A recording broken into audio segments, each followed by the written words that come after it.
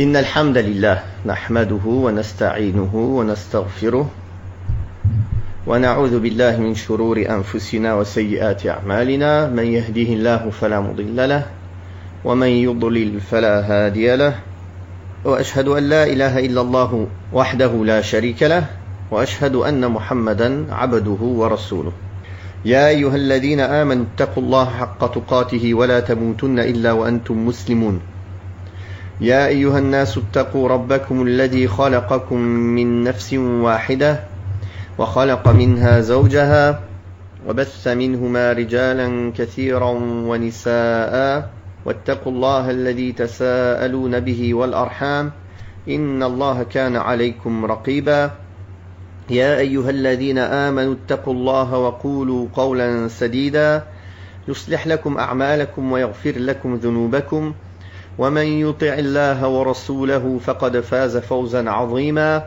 أما بعد فإن أصدق الحديث كتاب الله وخير الهدي هدي محمد صلى الله عليه وسلم وشر الأمور محدثاتها وكل محدثة بدعة وكل بدعة ضلالة وكل ضلالة في النار.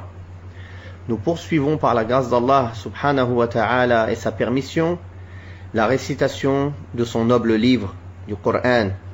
Et nous en sommes au juz Qad Sami', à la partie Qad Sami', et plus précisément la deuxième partie de Surat al-Hashr, de la sourate le rassemblement ou l'exode. Nous avons récité la fois dernière jusqu'au verset 10 avec une traduction des sens de la parole d'Allah subhanahu wa ta'ala et une explication, une exégèse succincte des sens et des règles que renferme cette sourate.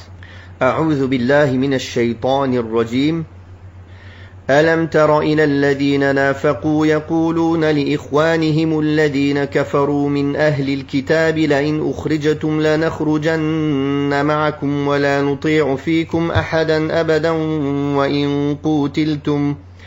وإن قوتلتم لننصرنكم والله يشهد إنهم لكاذبون لئن أخرجوا لا يخرجون معهم ولئن قوتلوا لا ينصرونهم ولئن نصروهم ليولن الأدبار ثم لا ينصرون لأنتم أشد رهبة في صدورهم من الله ذلك بأنهم قوم لا يفقهون لا يقاتلونكم جميعا إلا في قرى محصنة أو من وراء جدر بأسهم بينهم شديد تحسبهم جميعا وقلوبهم شتى ذلك بأنهم قوم لا يعقلون كمثل الذين من قبلهم قريبا ذاقوا وبال أمرهم ولهم عذاب أليم كمثل الشيطان إذ قال للإنسان اكفر فلما كفر قال إني بريء منك إني أخاف الله رب العالمين فكان عاقبتهما أنهما في النار خالدين فيها وذلك جزاء الظالمين. Je viens de réciter du 11e verset au 17e verset. Et je réciterai, Inch'Allah, la deuxième partie au moment voulu. Allah subhanahu wa ta'ala a dit dans le sens de sa parole du verset 11 au verset 17: N'as-tu pas vu les hypocrites dire à leurs frères mécréants des gens du livre: Si vous êtes chassés, nous partirons avec vous et nous n'obéirons jamais à personne contre vous.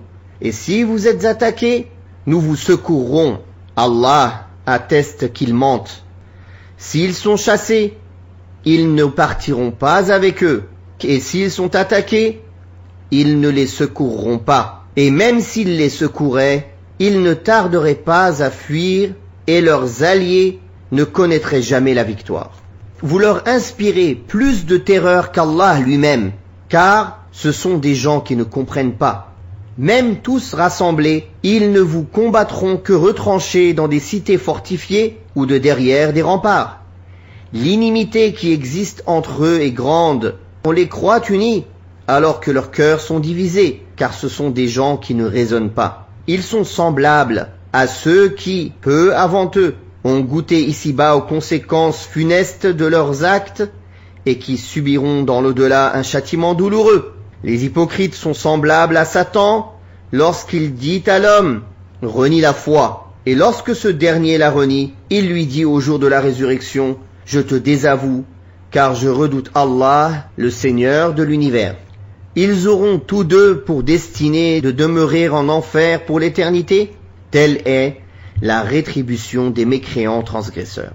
Dans ces versets, à partir du verset 11 jusqu'au verset 18, puis après jusqu'à la fin de la sourate, Allah Ta'ala dit, dans le sens ici il exprime son étonnement envers la situation des hypocrites qui ont promis à leurs frères parmi les gens du livre de les assister et de les aider contre les croyants en leur disant « Si vous êtes sortis, si vous êtes exilés, nous vous suivrons. Nous n'obéirons jamais à ceux qui sont contre vous. » C'est-à-dire personne ne nous empêchera de vous porter assistance. Et si vous êtes attaqués, nous volerons à votre secours. Mais Allah est témoin qu'ils ne racontent là que des mensonges, en faisant de fausses promesses à leurs frères parmi les gens du livre. D'ailleurs, les hypocrites et les gens du livre et les mécréants sont toujours alliés contre la vérité et l'islam, en tout temps. Or, il n'y a rien d'exceptionnel de leur part, car le mensonge est leur caractéristique, la tromperie est leur spécificité, et l'hypocrisie et la lâcheté sont leurs attributs. C'est pour cela qu'Allah a démenti leurs propos en rapportant ce qui se concrétisera par la suite conformément à sa parole. Ces hypocrites ne suivront pas leurs alliés s'ils sont expulsés. S'ils sont expulsés de leur demeure, ils ne les suivront pas, car ils aiment leur pays, ne veulent pas combattre et ne tiennent pas leurs promesses. Pas plus qu'ils ne les assisteront s'ils sont attaqués, car la lâcheté les domine et l'incapacité les caractérise. Ils abandonneront leurs frères parmi les gens du livre au moment où ils auront le plus besoin d'eux. Et même s'ils leur prêtaient secours, à titre de supposition et d'estimation seulement, ils ne tarderaient pas à s'enfuir, et c'est ainsi que leurs alliés ne recevront en définitive aucun secours. Ils ne feront que tourner les talons sans obtenir la victoire de la part d'Allah subhanahu wa ta'ala. Car la victoire ne vient que de la part d'Allah subhanahu wa ta'ala. La cause qui leur a valu cela est que vous, les croyants, vous leur inspirez plus de peur qu'Allah lui-même ne leur en inspire. Ils vous craignent plus qu'ils ne craignent Allah, en faisant passer la crainte de celui qui est créé et qui ne peut être utile ou nuire à lui-même ou aux autres sur la crainte d'Allah subhanahu wa ta'ala, qui possède dans sa main la capacité de la nuisance et de l'utilité, du don et de la privation. Car ce sont des gens incapables de comprendre la réalité des choses et de mesurer les conséquences de leurs actes. Certes, toute l'intelligence et toute la compréhension, c'est de voir la crainte du Créateur, l'espoir en lui et son amour prendre le pas sur toute autre chose. Même réunis tous ensemble, en cas de regroupement de leur part, ils ne vous combattraient qu'à l'abri de leur place forte ou derrière leurs murailles, c'est-à-dire qu'ils ne feront pas preuve de fermeté devant vous, et ils ne vous résisteront pas, sauf s'ils sont fortifiés derrière des murailles ou à l'intérieur de cités et de forteresses. Leur inimité entre eux, les uns à l'égard des autres, est extrême. Ils sont en vérité plus ennemis et plus violents les uns à l'égard des autres, non pas en raison d'un défaut dans leur corps ou leur force, mais en raison d'un défaut dans leur foi, et en raison de leur désunion, car ils ne sont pas unis sur quelque chose de solide, comme les croyants. Les croyants sont unis sur la foi, sur le Coran et la Sunna.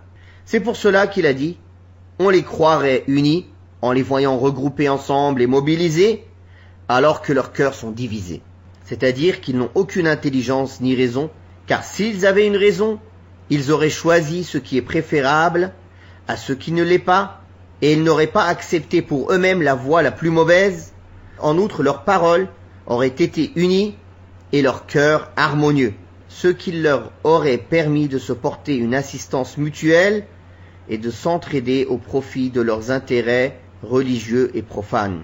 L'exemple de ces désemparés parmi les gens du livre, sur qui Allah a donné la victoire à son prophète Muhammad sallallahu alayhi wa sallam, et à qui il a fait goûter l'avilissement en ce bas monde, et l'abandon de ceux qui leur ont promis secours et assistance, sont semblables à leurs proches prédécesseurs. C'est-à-dire qui? Les mécréants de Quraysh.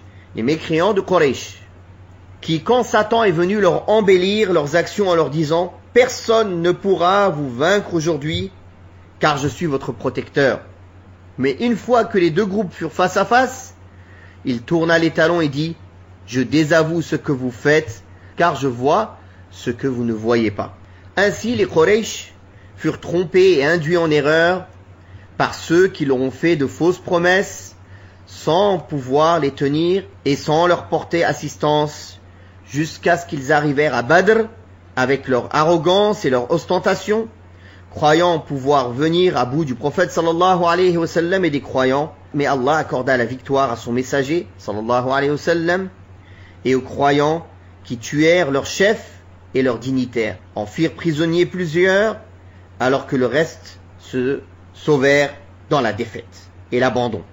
Ils goûtèrent ce jour-là aux conséquences de leurs actes iniques, de leur polythéisme et de leur associationnisme, ainsi que de leur injustice.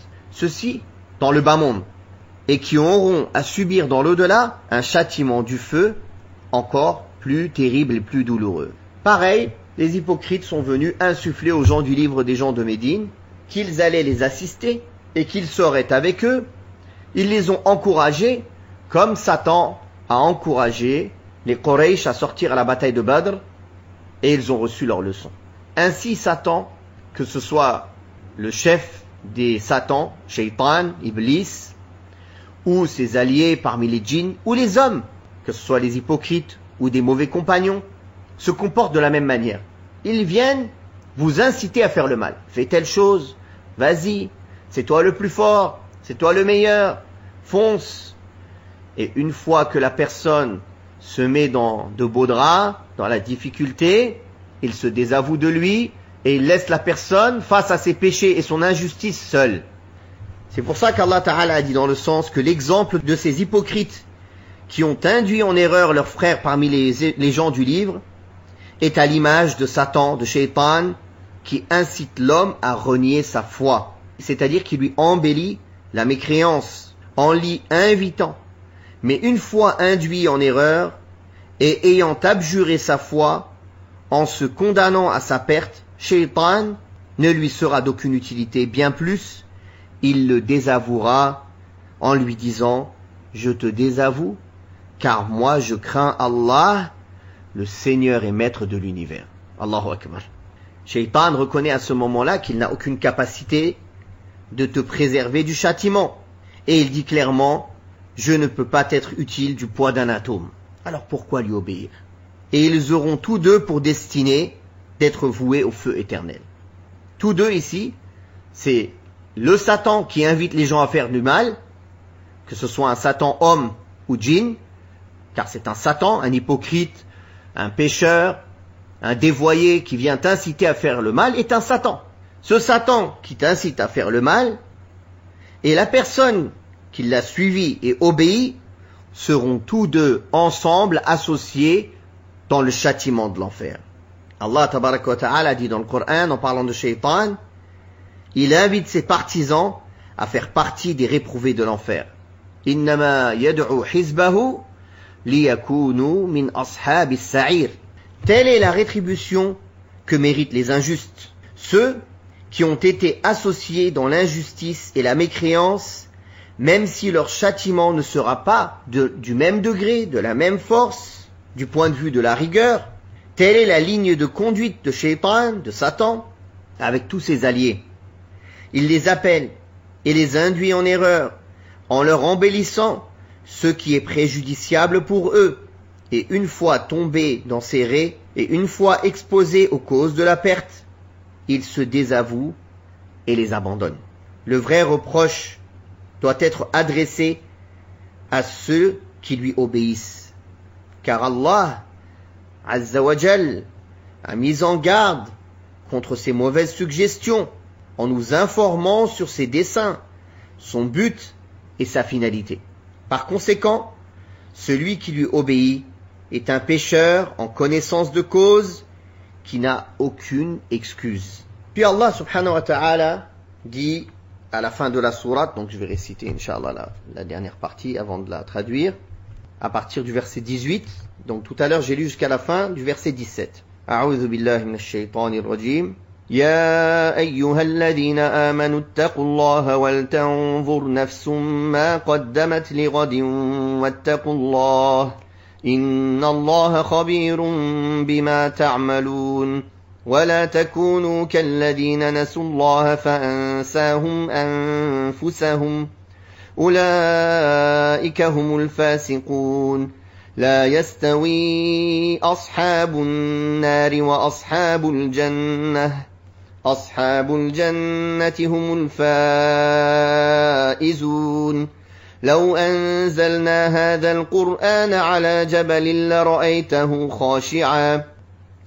لرأيته خاشعا متصدعا من خشية الله وتلك الأمثال نضربها للناس لعلهم يتفكرون هو الله الذي لا إله إلا هو عالم الغيب والشهادة هو الرحمن الرحيم هو الله الذي لا إله إلا هو الملك القدوس السلام المؤمن المهيمن العزيز الجبار المتكبر سبحان الله عما يشركون هو الله الخالق البارئ المصور له الأسماء الحسنى يسبح له ما في السماوات والأرض وهو العزيز الحكيم.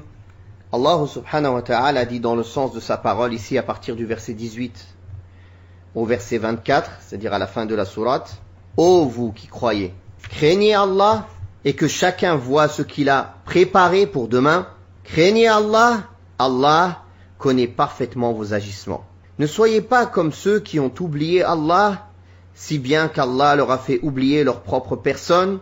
Ce sont eux les dévoyés. Les hôtes de l'enfer ne sont pas semblables aux hôtes du paradis.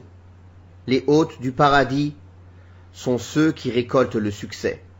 Si nous avions fait descendre ce Coran sur une montagne, tu l'aurais vu s'affaisser et se fendre par crainte d'Allah. Telles sont les paraboles que nous proposons aux hommes afin qu'ils les méditent. Il est Allah, en dehors duquel il n'est de divinité digne d'adoration. Celui qui connaît parfaitement ce qui relève de l'invisible et ce qui est apparent. Il est le miséricordieux, celui qui fait miséricorde. Il est Allah, en dehors duquel il n'est de divinité digne d'adoration, le souverain, le saint, celui qui est exempt de toute imperfection, celui qui atteste de la vérité de la révélation, le gardien de toutes choses, le tout-puissant, celui qui domine toutes ses créatures, celui qui s'enorgueillit seul d'être exempt de tout défaut et mal. Gloire et pureté à lui. Il est bien au-dessus de ceux qui lui associent. Il est Allah, le Créateur, celui qui donne un commencement à toute chose, celui qui donne forme à toute création. À lui les plus beaux noms. Tout ce qui est dans les cieux et la terre le glorifie. Il est le Tout-Puissant, le Sage. Dans cette dernière partie de Surat Al-Hashr, Allah subhanahu wa ta'ala ordonne à ses serviteurs croyants ce qu'implique la foi en lui et ce qui en découle comme piété et crainte, en cachette et en public, en toutes circonstances. Il leur ordonne aussi de prendre en considération ce qu'il leur a ordonné comme préceptes, lois et limites, en regardant ce qu'ils ont comme droits et devoirs et ce qu'ils ont acquis comme actes et œuvres pouvant leur être utiles ou leur nuire au jour de la résurrection. En effet, s'ils font de l'au-delà la direction de leur cœur et le but de leurs efforts, en lui accordant toute leur attention, ils feront à coup sûr des efforts supplémentaires dans l'accomplissement des œuvres à faire valoir dans l'au-delà. En outre, s'ils savent qu'Allah subhanahu wa ta'ala est parfaitement informé de ce qu'ils font et que leurs œuvres ne sont pas un secret pour lui et ne se perdent pas auprès de lui, ni il ne les néglige, cela impliquera de leur part effort et abnégation dans le travail. Ces nobles versets sont un principe dans la demande de compte de l'homme à son âme qui est obligé de faire son examen de conscience régulièrement, en rectifiant ce qu'il voit comme défaut, en se repentant de ses péchés et en se détournant des causes qui l'y mènent. D'un côté, en s'efforçant de se corriger, en voyant des négligences de sa part vis-à-vis d'un ordre d'Allah et en demandant l'assistance de son Seigneur pour se compléter et se parfaire de l'autre. Pour ce faire, il procède à une comparaison entre les dons d'Allah Azza wa Jalla et sa bienfaisance envers lui d'une part et entre ses négligences à lui, car cela est de nature à susciter en lui de la pudeur envers Allah et de la honte. Toute la perte réside dans la négligence par l'homme de cet ordre, en imitant ceux qui ont oublié Allah et en se montrant insouciant par rapport à son rappel et à son évocation, en se tournant vers la satisfaction des plaisirs éphémères et des passions de leurs âmes, en perdant sur toute la ligne. Allah leur fera oublier alors les avantages de leur propre personne et les rendra insouciants de leurs profits et de leurs intérêts. Du coup, ils n'obtiendront aucune réussite ni aucun avantage.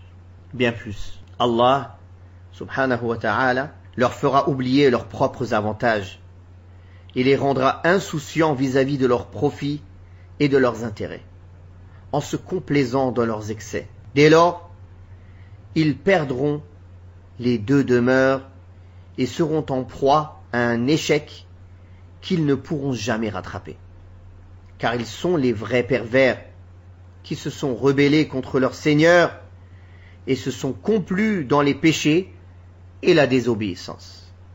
Peut-on comparer celui qui craint Allah et qui se soucie de ce qu'il avance pour demain en méritant les jardins de la félicité et de la vie de béatitude en compagnie de ceux à qui Allah a accordé ses faveurs parmi les prophètes, les véridiques, les martyrs et les saints, avec celui qui fut insouciant au souvenir d'Allah et avait oublié ses droits en devenant malheureux dans l'au-delà et méritant le châtiment? Non, jamais, on ne peut pas les comparer. Le premier aura réussi alors que le second aura échoué. Après avoir montré à ses serviteurs ce qu'il leur a montré et après leur avoir ordonné des choses et interdit d'autres dans son livre saint, cela devient une obligation pour les croyants de prendre l'initiative de faire des efforts pour accomplir ce à quoi il les a appelés et incités, même s'ils ont des cœurs durs comme des montagnes solides. En effet, si ce Coran avait été révélé sur une montagne, cette dernière se serait affaissée et se serait fendue par la crainte d'Allah, c'est-à-dire par la perfection de son influence sur les cœurs, car les exhortations du Coran sont les plus grandes et les plus belles des exhortations. Ces ordres et ces interdictions contiennent des règles imprégnées d'avantages et de sagesse.